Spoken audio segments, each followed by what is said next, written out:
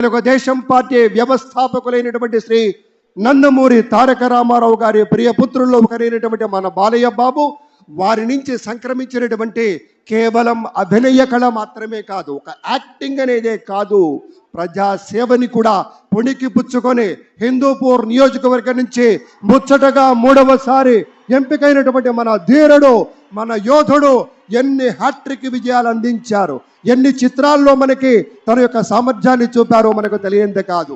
అదొక్కటే కాదు పెద్దలారా, బాలయ్య బాబు గారి గురించి చెప్పుకుంటే బసవరామ తారకం ట్రస్ట్ పేరిట ఆయన అందించేటువంటి సేవలు అనుపమానం, అద్భుతం.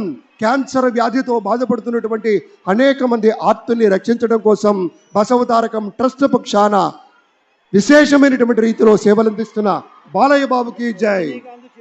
అలాగే మన తమిళనాడు నుంచి ప్రత్యేకంగా విచ్చేసినటువంటి గౌరవనీయుల శ్రీ రజనీకాంత్ గారు విచ్చేశారు, నిరాడంబర యోధుడు.